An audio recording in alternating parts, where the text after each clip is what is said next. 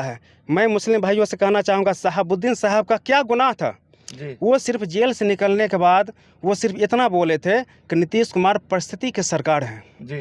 उनका बेल तुड़वा कर फिर से जेल में भेजा गया उनको, और उनको जेल में ही मौत की नींद सुला दी गई। कितना अन्याय किया गया।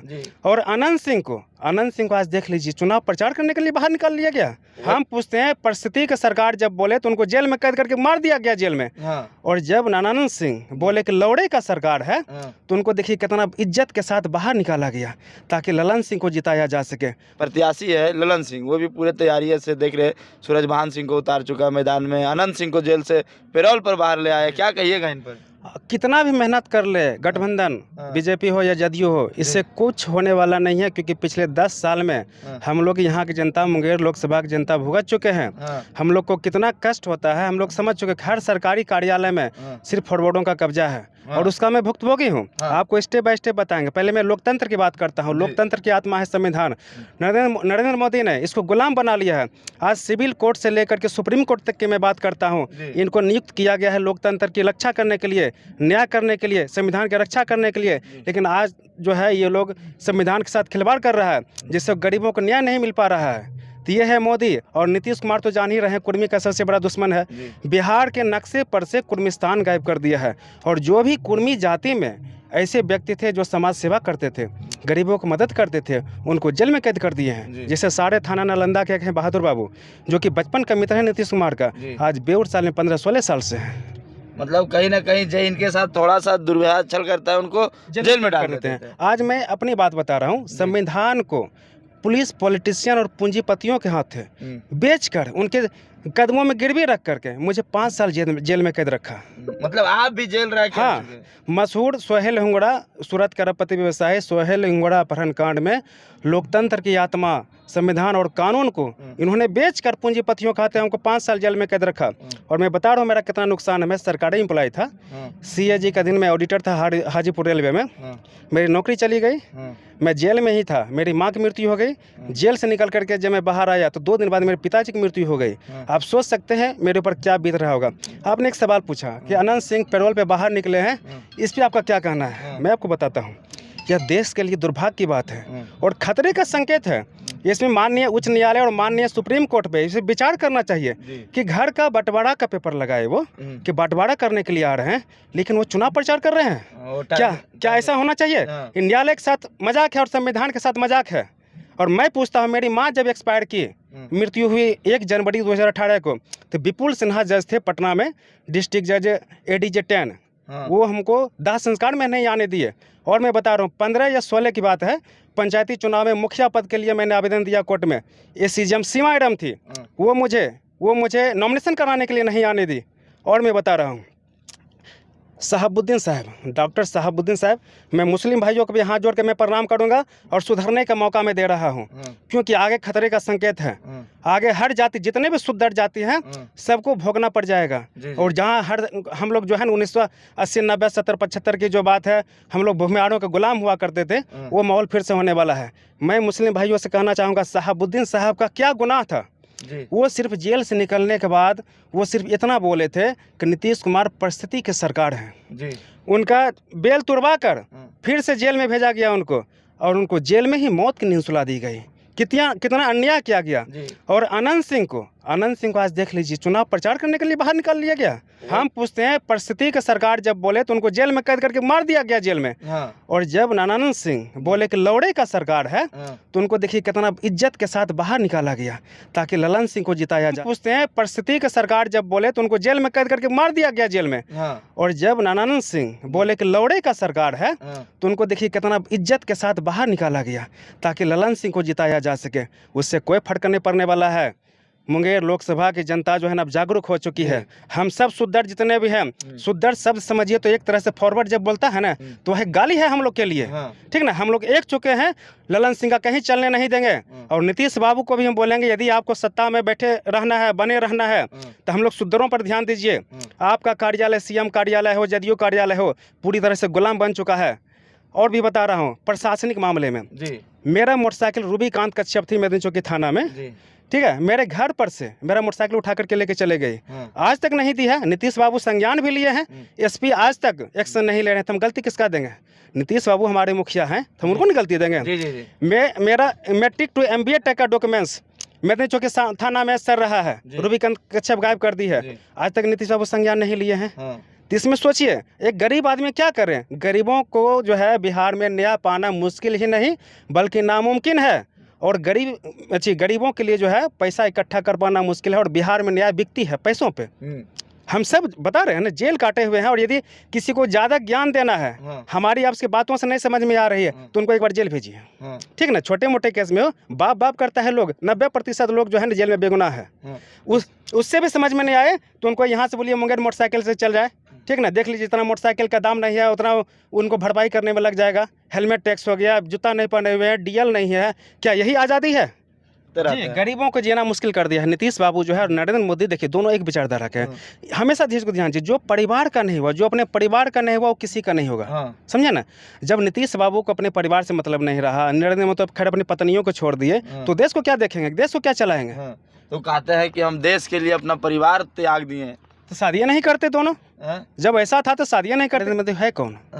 उनको वह बहुत बड़ा देशद्रोही कुख्यात अपराधी है। सुनिए बता रहे हैं कैसे अपराधी का टैग लगाया, कैसे लगाया? हाँ, वो जो है ना देश सर कटाने की बात कर रहे हैं, जबकि कटाते नहीं, वो काट लेते हैं। मैं आपको बता रहा हूँ, गोधरा हत्याकांड तो जान रहे होंगे आप, इसरा जहाँ फर्जी मुठभेड़ जान रहे होंगे आप, तुलसीराम प्रजापति मुठभेड़ जान रहे होंगे। ऐसे ऐसे बहुत सारी घटनाएं हैं जो अपने स्वार्थ में सत्ता के लिए करवाए हैं, ठीक है। तो आप बताइए, उस पुलवामा घटना के बारे में बता रहे हैं, आज तक जो है क्यों नहीं, जो हमलावर है क्यों नहीं पकड़ा गया? RDX कहाँ से आया, क्यों नहीं आया? और सुन लीजिए, हुंकार रैली की मैं बात कर रहा हूँ, गांधी मैदान का, उनको इसका मतलब पहले से पता था कि हाँ बस बम विस्फोट होने वाला है, तब तो बुलेट प्रूफ शीशा में भाषण दे रहे थे। बात सही है ना। तो आप सोचिए जहाँ जहाँ वो जा रहे हैं वो बम विस्फोट हो रहा है, तो हम किसको जानेंगे? प्रधानमंत्री महोदय हम लोग का वो है, तो हम उन्हीं से शिकायत करेंगे। मतलब आपका कहना है कि जहाँ उनको लग रहा है डर कि हमारे सत्ता डामाडोल है, तो वहाँ कुछ ना कुछ ऐसा कर देते हैं कि उनको सत्ता फिर से वापस पब्लिक उसको चाहने लगती है। बस कुछ नहीं, हिंदू मुस्लिम और श्री राम और मंदिर मस्जिद पर करके वो बस। और अभी का जो है ना एक मोदी सूत्र चल गया है कि कोई भी बीजेपी का आदमी कुलदीप सेंगर हो, चाहे चिन्मयानंद हो, राम रहीम हो, ऐसे व्यक्ति आकर के किसी के माँ बहन का इज्जत लूट ले, तो जनता कहेगी मोदी है तो सब मुमकिन है, जय श्री राम। इतना बोल देने पर सारा पापे ढुल जाता है, ठीक है, सब सफेद हो जाता है। ये स्थिति है, वहाँ से साफ होकर बस फिल्टर है। अभी देख लीजिए जितने बड़े कुख्यात अपराधी सब भाजपा में शामिल हो रहे हैं। अक्सर अप टू डेट देखते होंगे पेपर में, चाहे फेसबुक के माध्यम से पता चलता है, ये सब भाजपा में शामिल हो रहा है। आप जैसे ये कह रहे हैं कुख्यात अपराधी है, चाहे जो भी है सब भाजपा में शामिल हो ले, तो कुछ तो आपका भी पार्टी में तो आ रहे हैं ना, जैसे जो JDU में थे वो टूटकर आपके पास भी आए कुछ, जी है ना। तो इस पर क्या कहेंगे कि इस बार मुंगेर के बारे में हम आपसे बात करना चाहते हैं कि मुंगेर में ललन सिंह को कैसे जवाब दीजिएगा? जवाब इस तरह से मिल रहा है कि हम सब जनता 10 साल तो झेले हैं, और कहीं कहीं जो है राजनीतिक मामला हो या ये प्रशासनिक मामला हो या सामाजिक मामला हो, हर तरह से उनको हम परख चुके हैं। वो कहीं खड़े नहीं उतरे हैं। सिर्फ बड़ी बड़ी बातें। सबसे अहम बात है कि नीतीश कुमार के नाम पे बिना वोट मांगे वो जीतते आ रहे हैं। और आज तक मैं अपनी कसम से बता रहा हूँ कि मैंने आज तक उनका चेहरा नहीं देखा है, नहीं देखे कभी नहीं। यहाँ से लगातार वो संसद है, एक बार निर्दलीय शायद रहे हैं और 2 बार पार्टी से रहे हैं, 15 साल यहाँ सांसद बन के रहे हैं। अब कह रहे हैं कि हम उनको देखें, तो प्रचार ही नहीं करते हैं, प्रचार ही नहीं करते हैं। वो देखिए क्या करते हैं, मान लीजिए पटना से चले, पहले से 1-2 गो जो उनका तलबे चाटने वाला नेता है वो रोड पे माला लेकर के खड़ा रहता है, रोड पर से ही माला पहन करके हाथ हिला करके चले जाते हैं। गांव घूमेंगे तब न जानेंगे, पैदल चलेंगे तब न जनता का दर्द समझेंगे, कहाँ रोड है, कहाँ नाली है, कहाँ गड्ढा में पानी है, कहाँ रोड पे पानी है। वो तो ऐसा किए नहीं है, सिर्फ भेदभाव किए हैं, बैकवर्ड फॉरवर्ड का भेदभाव किए हैं। क्या आपकी जो कैंडिडेट है ये जीतेगी तो क्या ये इस भेदभाव को मिटाएगी? बिल्कुल मिटा पाएगी। आज ही मैं देख रहा हूँ, आज सभी जाति के लोग उनसे खुश हैं और सभी सम्मान दे रहे हैं। और सबसे बड़ी बात है कि पहली बार चुनाव में इंटरेस्ट ली है। हाँ, साल भर तो समझिए कि थोड़ा सा समझने में उनको कष्ट होगा, लेकिन दूसरा साल से आप जो है प्रगति नज़र में आ जाएगा। जहाँ जहाँ जिस गांव में ठीक है 5 साल का समय मिलता है, 5 साल में देखिए 1 साल में तो सब गांव को खुश नहीं कर सकते हैं पूरे क्षेत्र को, लेकिन 5 साल में यह है कि प्रत्येक जितना भी लोकसभा क्षेत्र का पड़ता है, गांव घर समाज, ठीक है ना, सब जगह कुछ ना कुछ ये करेंगे ताकि सब लोग खुश हो जाए। आप कह रहे हमारे प्रत्याशी घर डोर टू डोर जा रहे हैं। परसों एक वीडियो देख रहे थे, बड़े चैनल वाला दिखा रहे थे कि वोट मांगने के कगार पर ललन सिंह रोड पर रोड पर जाती कैंपिंग करके वोट मांग रहे थे, कैसे कर रहे? वो भी तो घूम रहे हैं ना, वो घूम दिखा रहे इतना हैं। बड़ा मीडिया दिखा रहे पहली बार सुनिए, हाँ। पहली बार ऐसा हुआ, ललन सिंह को डर समा गया, हाँ। कब मुझे हारना है। एक सवाल, लास्ट सवाल आपसे पूछते हैं। अशोक महतो कुख्यात अपराधी कहा जाता है, गलत। चैनल देखिए हम दिखा देंगे वीडियो। उसके बाद ललन सिंह बाहुबली कहा जाता है, ये दोनों क्या है? दोनों में किनकी टक्कर? कहावत सुने हैं, गरीब की औरत सबकी भौजाई। हाँ। तो अशोक महतो एक गरीब तबके से है, गरीब परिवार से है, तो जेल गए हैं तो इनको कुख्यात सबसे बोला जाता है। यदि फॉरवर्ड समाज से कोई व्यक्ति जाते हैं तो उनको मसीहा बोला जाता है और बाहुबली बोला जाता है, समझे।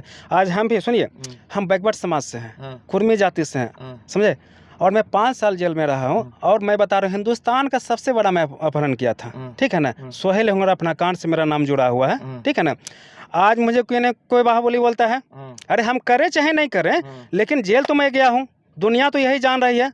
हाँ, संवैधानिक तौर पे नहीं, गैर घटना कहाँ घटी थी? दमन में घटी थी, बिहार में रखा गया था हमको अपहरण कर करके, कोई घटना नहीं, कोई कानूनी नहीं है, ठीक है। तो मुझे बाहुबली कोई क्यों नहीं बोलता है?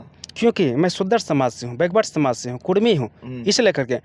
और मैं बता रहा हूँ, मैं MBA किया हुआ हूँ, सेंट्रल में मिला था। आज मुझे सांसद होना चाहिए, मुझे विधायक होना चाहिए, तो आज ये दुर्गति है हमारे समाज में नीतीश बाबू के कारण कि न घर का है न घाट का है। आत्महत्या करने के लिए हम मजबूर हैं, किडनी बेचने के लिए मजबूर हैं आज हम।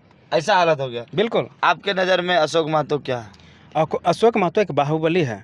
जो लोग चुनाव जीतने के बाद नहीं करते हैं, अशोक महतो तो चुनाव के पहले कर दिए हैं। आखिर वनवास काटे हैं ना जी, 17 साल। क्या मैं पूछता हूँ, लूटपाट किए थे, चोरी किए थे, बलात्कार किए थे? नहीं ना।